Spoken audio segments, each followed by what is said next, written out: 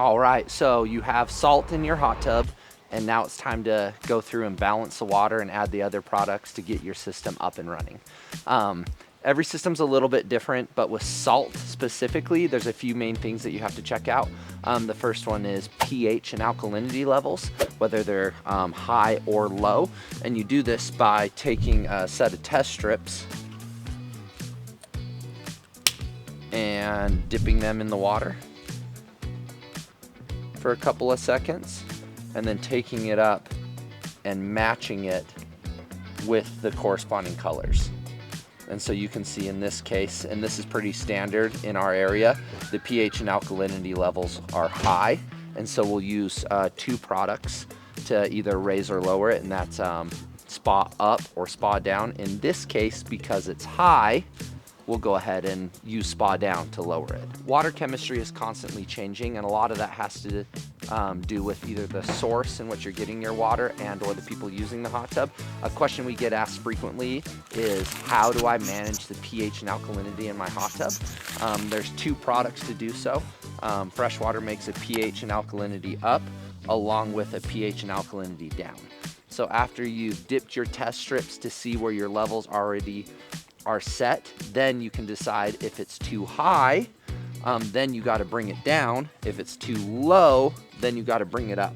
An important thing to remember when doing this is that pH and alkalinity levels take a while to change, and so you're going to add product, and then we recommend you wait a day before retesting and then adding more product. Because if not, you could sit there and just add, no changes, and then a couple days later, it's completely out of whack. And so it's important to add a little bit of product, wait, test, add a little bit more. With this hot tub, our pH and alkalinity levels were high, which is pretty standard for our area. And so we want to go ahead and lower it, that your alkalinity level is above 120 ppm, and that your pH is above 7.8. And so in our case, though, it's way above that. And so we're going to go ahead and add a little bit, let it run for a day, and then we'll make an adjustment again. You're going to want to circulate the water when you do this. It just makes everything go a lot smoother.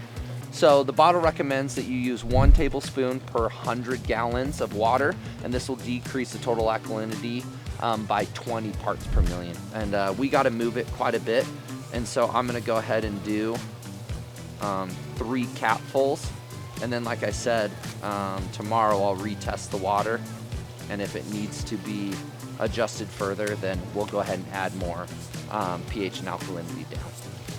So we get asked a lot how to manage calcium levels inside of a hot tub, especially when it comes to the freshwater system. And one of the ways that you can do that is by putting a Vanishing Act in your hot tub. So we've already filled the hot tub with water, we've added our salt, we've added a little bit of pH and alkalinity down because our levels were high, and now we got to start managing the calcium.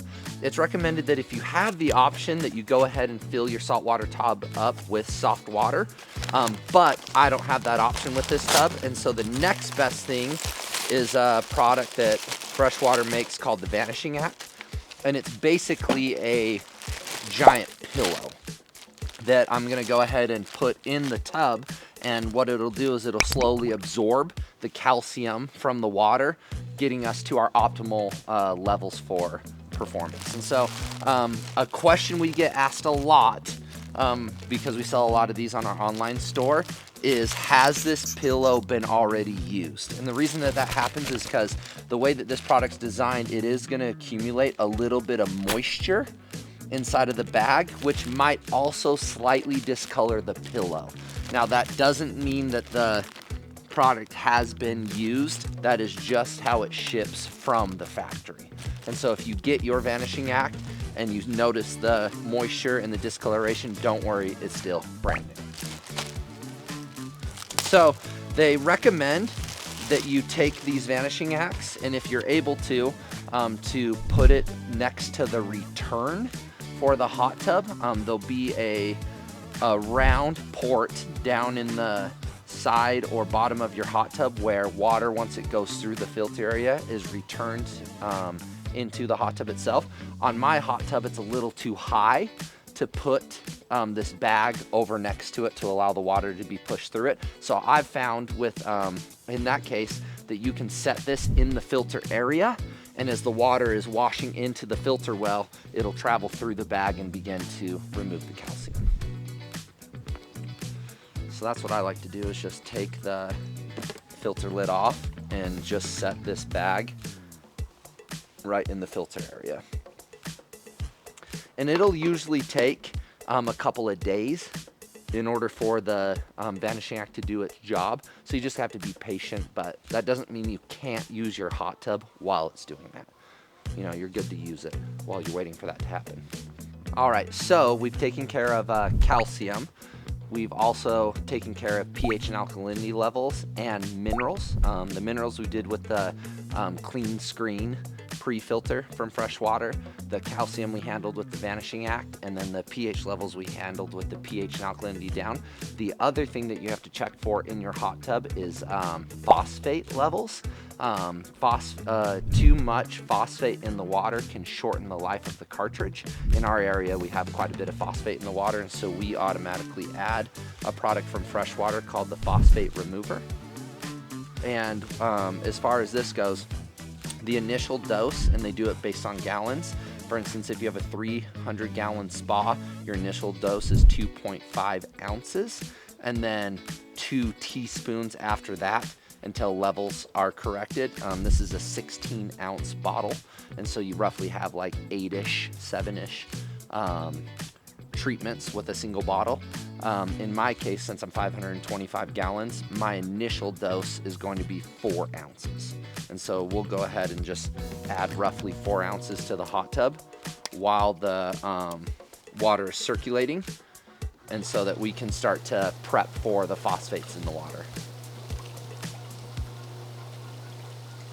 So that's how you start up a freshwater salt system inside of a hot springs or caldera hot tub. As far as weekly maintenance goes, you'll take a few different test strips, like the 5-way test strip and the salt testing test strip, dip it into the water, check the levels, and it's a lot like startup. You're either going to adjust the pH and alkalinity, or maybe you need to add the Vanishing Act again to adjust calcium. But for the most part, once it's set, it does a really good job holding. And then you'll clean your filters on a regular basis. We recommend that you take them out once a week or every other week, or at a minimum once a month, and just rinse them really good with a hose, and then you can put them back in.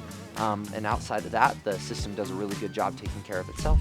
So thank you for joining us today, and stay tuned for more helpful tips and tricks to keep your hot tub looking good.